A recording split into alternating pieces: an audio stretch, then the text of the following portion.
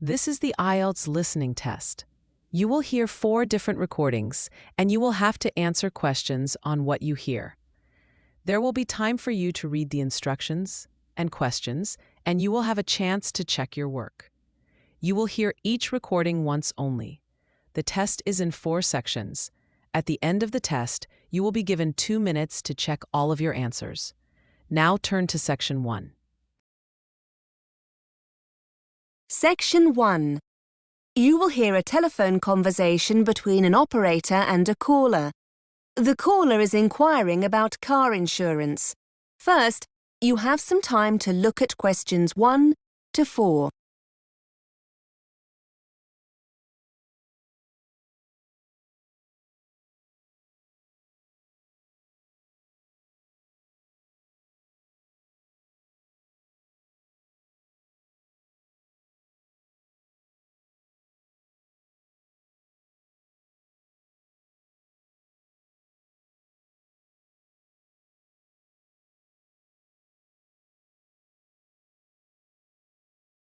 Now we shall begin. You should answer the questions as you listen, because you will not hear the recording a second time. Listen carefully and answer questions 1 to 4. Good afternoon, Heartline Car Insurance. How can I help you? Hello, I'd like to speak to someone about car insurance. Certainly, sir. Can I take your name, please? It's Liam Bird. OK, Mr. Bird. Is the policy for you? Yes, I bought the car last night. It's still with the original owner, though, until I get the insurance sorted out. Will I be able to do this over the phone now? Of course, sir. If you have all the information we need to process the application, we should be able to sort it out for you immediately. Could you tell me the make and model, Mr. Bird? Yes, it's a Ford Fiesta. And can I have the registration number, please? Yes, it's 3R1JTW. OK. I can see it's a 2002 model, is that right? That's right, yes. And what's the current mileage, Mr. Bird? Very high, unfortunately. 90,000 miles. OK, it's obviously very reliable. Hopefully, yes. And how many miles will you be driving per year? Probably about 6,000 a year. OK. And where will the car be kept overnight? Well, I don't have a garage or a driveway, so it'll be on the road. OK, nearly there. When would you like the policy to be effective from? Immediately, I suppose? Yes, I'm hoping to drive the car home this evening. So could I be covered from today? Yes, that's fine. Now, do you want fully comprehensive cover or third-party fire and theft? Just third-party fire and theft. It's only an old car. And how much no-claims bonus have you got, sir? 6 years. Before you hear more of the conversation, you have some time to look at questions 5 to 10.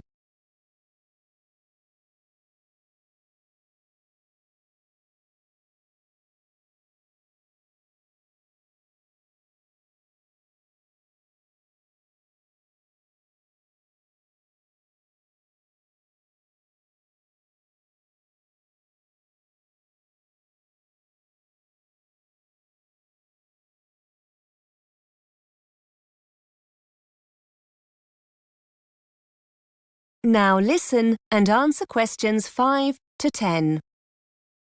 OK. Have you decided to take up any of our additional cover options? We have legal cover for a small fee each month, and we can offer a very competitive rate for driver injury insurance. Or we could… No thanks. Sorry, but I've already looked through what's available on your website and how much it all costs. I've got breakdown cover with another company, and the car comes with a spare set of keys, so I should be okay there. I'd like to take out the 14-day courtesy car, though, and keep my no-claims bonus. So I'll protect that, and I'd like to have the windscreen cover as well. OK, Mr. Bird. So that's third-party fire and theft with additional cover for a courtesy car, protected no-claims bonus and windscreen cover. That comes to £425. We'll need to see proof of your no-claims bonus. Can you send this to us? Yes, no problem at all. OK. I just need your payment details and I can process this for you. So, can I have your full name, please? It's Liam Bird. That's B-Y-R-D. And your address? 35 Botterville Crescent, Birmingham, B561ED. And your date of birth? The 11th of November, 1969. And your telephone number, Mr. Bird? 0121 677 9887. How will you be paying, Mr. Bird? By credit card? By debit card, if that's okay. Yes, that's fine. What kind of card is it? It's a Visa card. OK. Can you give me the full number that runs across the centre of the card? Yes, it's 2337 4006 2005 1551. And the 3-digit security number on the reverse of the card? OK, hang on. Yes, it's 426. Thank you. Finally, can I just ask you how you got to hear about our company? Yes, sure. I found you on the internet. Thanks. OK, your payment has been processed successfully. You're now covered, Mr. Bird. Would you like us to send your documents to you, or are you happy to download them from the website? Would you mind posting them to me, please? I'd like a paper copy and my printer's not working. No problem, Mr. Bird. That is the end of section 1. You now have half a minute to check your answers.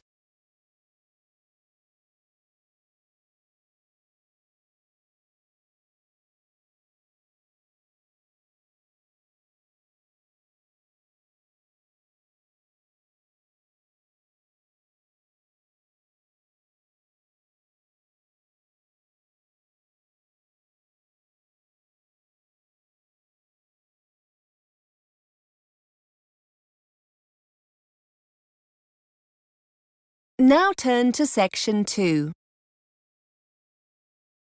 Section 2. You will hear a presenter interviewing a student on a radio show. The student is talking about her experiences of mountain climbing. First, you have some time to look at questions 11 to 14.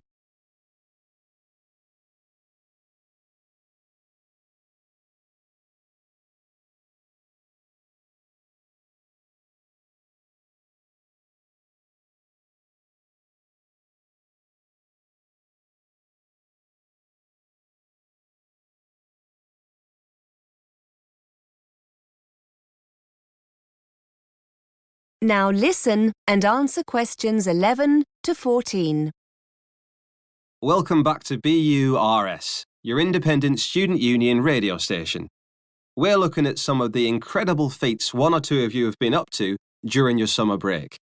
I'm with Catherine, who's going to tell us about her successful climb of one of the most iconic mountains in the world, Mont Blanc. Catherine, tell us a little about your achievement. Well, actually, it was the second time I've reached the summit. The first was in 2007, the year before I came to university. People are often surprised to hear how popular the mountain is with climbers. I've read somewhere over 30,000 people attempt the climb each year, and around 200 people a day summit during the summer season, so it's very crowded up there. Unfortunately, it's also potentially very dangerous. In July 2007, the month before I did my first climb, the death toll reached 30, mainly due to bad weather conditions. The sheer number of people can cause falling rocks, which only adds to the danger. Before you hear more of the interview, you have some time to look at questions 15 to 20.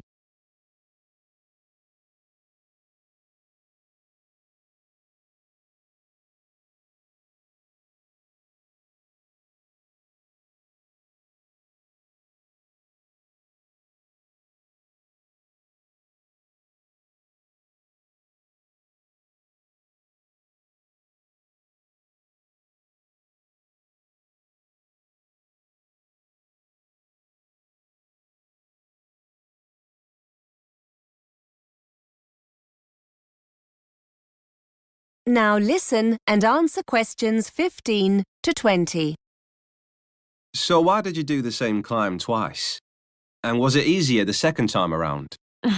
In many ways, they were totally different experiences. The first time I went as part of an organised group. There were about 20 of us, and we took 4 days to summit. It was much more of a sociable experience compared to the second climb. This year, I decided to go solo with just one overnight stop. I felt more confident having already summited once, and I wanted to face the challenge of being in control.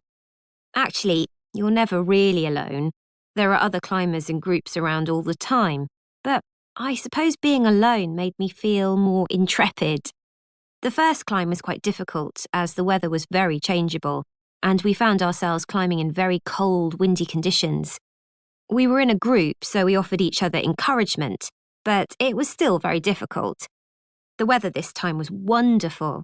Plus, I also spent a few days beforehand in Chamonix and acclimatised myself more to the altitude. This certainly made it easier.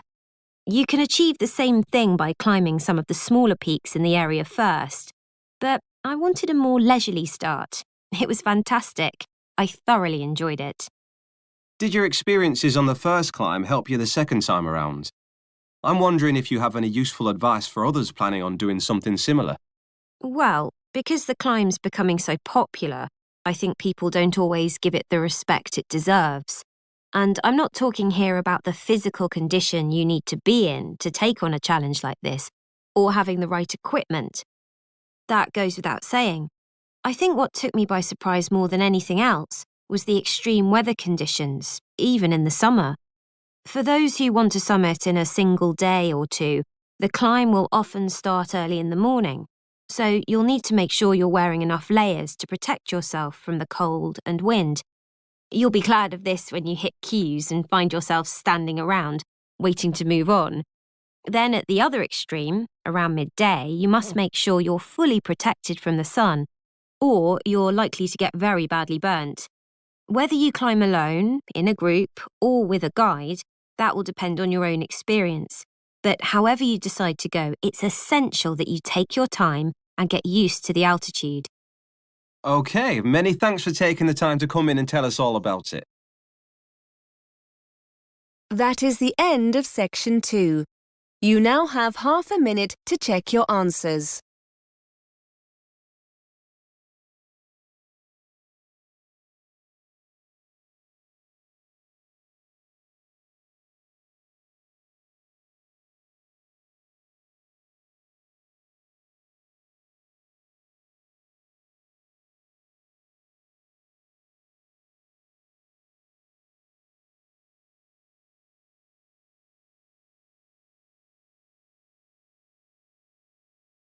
Now turn to section 3.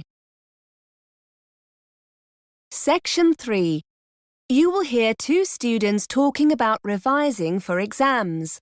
First, you have some time to look at questions 21 to 23.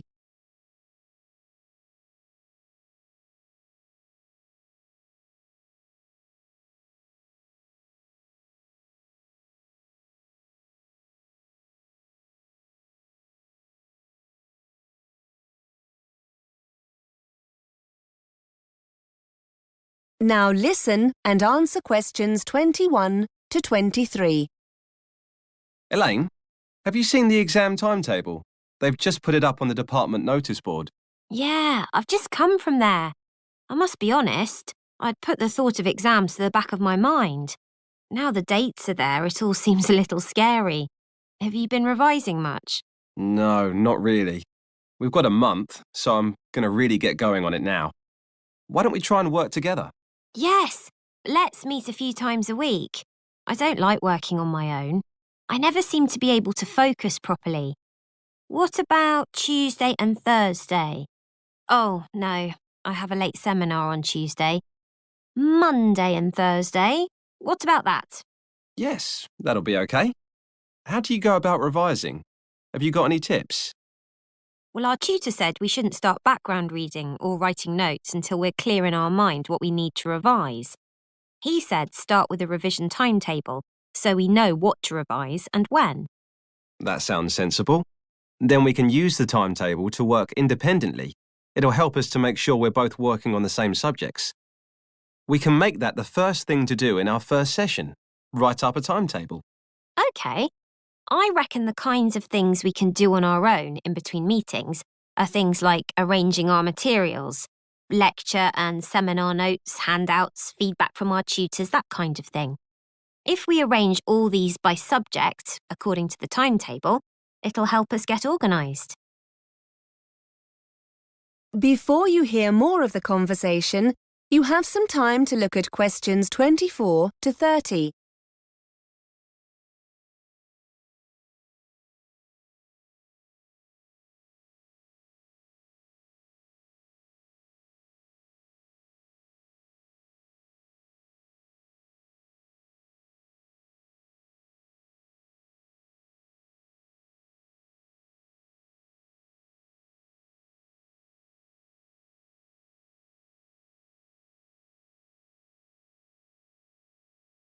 Now listen and answer questions 24 to 30. Good idea. Once we have all the content, I suppose we could make notes based on past exam papers. We had a talk about note-taking in one of the seminars. They reckon you shouldn't copy word for word. It helps to learn things if you paraphrase main points. And don't just copy loads of facts either. Try to get a feel for the main arguments or theories and match any facts to these. I also like using mind maps or spidergrams when I make notes. It means you can put down a lot of information, but so that it's nicely organised. It also means you can add new notes after. And bullet points. They really help you focus on main points rather than trying to link them together in sentences. We also need to remember to make a note of where the information comes from. The author, publisher, that kind of thing. That's really important. Otherwise, when you're writing the assignment, you can never remember where you got a particular quote from. I know I said earlier about testing each other when we get together, but now I think about it, do you think it would be a better idea to talk through our notes on a particular subject? Have a kind of discussion between ourselves? We could use the questions in the past papers to base the discussion on. Yes, so basically the timetable can be a discussion schedule. Then after each session, we could go away and do a timed essay on the subject. Maybe swap and mark each other's essays. That's a good way to learn, I think. Critique each other's work. Great idea. So we'll start next Monday with the timetable. That is the end of section 3. You now have half a minute to check your answers.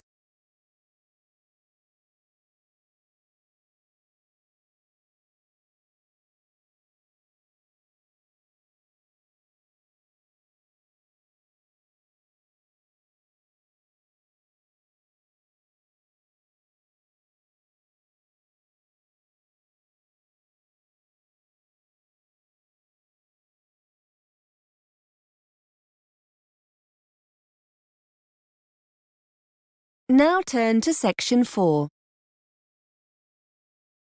Section 4. You are going to hear a student giving a talk about her research project on the subject of urban design. First, you have some time to look at questions 31 to 37.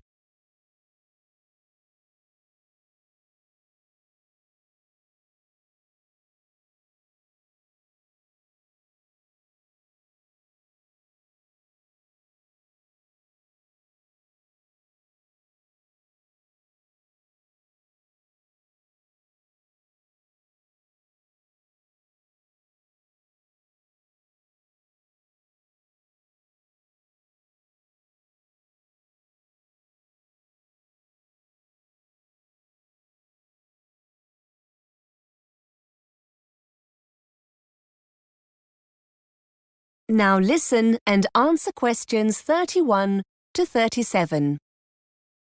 OK, everyone. This week it's the turn of Carol to talk about the progress of her research project. Over to you, Carol. Thanks. Yes, hello everybody. I'm going to talk about something called shared space and the research I'm in the process of carrying out into people's attitudes to this, as it might affect them in their local community. First, I'd best explain what shared space is. In essence, Shared space is an approach to urban design that attempts to open up main street junctions more to pedestrians by reducing the dominance of motor vehicles. It's a form of planning associated with a Dutch road traffic engineer called Hans Monderman, who believed that, by sharing the space available, drivers become more aware of pedestrians and drive more carefully. Pedestrians are able to move more freely in this shared space, and the number of accidents is reduced. Shared space design is usually employed in urban centers where pedestrians congregate, such as in shopping areas. It usually results in demarcations between vehicle traffic and pedestrians being reduced or removed altogether. This includes features like curbs, road surface markings, and traffic signs. There are many examples of shared space in operation abroad and in the UK, for example in Kensington High Street in London and Giles Circus in Ipswich. In addition to a decline in accidents, those in favor of shared space also claim additional benefits such as a reduction in unsightly street furniture, like signs and metal guardrails, which can be replaced with more trees, planters, seating areas, and other aesthetic improvements determined by local people. With these urban centers easier to get around in, supporters claim that people are more inclined to shop there, and, as a consequence, the center can become a more thriving area for local people and businesses. Here are some before and after photographs of shared space developments to give you an idea of what it looks like. Despite all its advantages, shared space is opposed by various interest groups. Some motorist organizations claim that the system means drivers lose important information through the reduction of signage. Those representing blind people argue that removing features such as curbs, railings, and barriers between pavements and roads takes away familiar support and means this group of people cannot negotiate their way as easily as other road users. Cyclist representatives have also criticized some aspects of the scheme, arguing that, despite benefits, some cyclists feel more bullied by motorists and consequently less safe.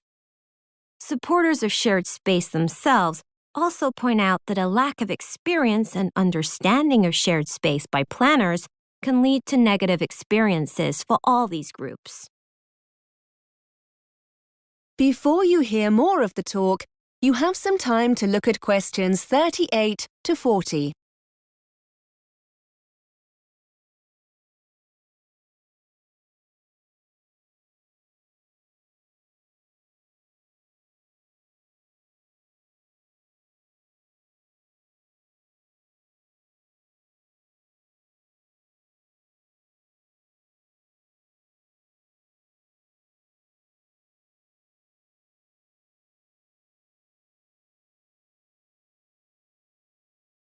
Now listen and answer questions 38 to 40.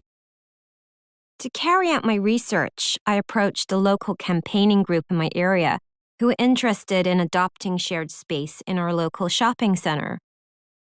I discovered that they were very keen to get feedback from local residents on shared space, and because of the experience I'd gained in research methods, they were keen for me to construct a questionnaire for them. The focus group have a website and an active social media presence, and they decided that the questionnaire will be available as an online survey. Hard copy questionnaires will also be used for face-to-face interviews. There are plans to leave paper questionnaires in the local library, but this is still under discussion. Interviews using the questionnaires will be carried out with pedestrians in the area itself. The group don't have the resources to deliver additional questionnaires to the homes of local residents, so this option was dropped. We have met on several occasions to agree on the data the focus group need. I've pointed out that if they want valid results, the questions must be totally unbiased and not in any way loaded to encourage participants to give the preferred answer. Also, we mustn't assume that participants have sufficient information to answer these questions. We're currently looking into how we can best present the concept of shared space during interviews. I've designed some of the questionnaire, and I'd just like to spend a few minutes going through it with you. I'd be grateful for any feedback you have. That is the end of section 4. You now have half a minute to check your answers.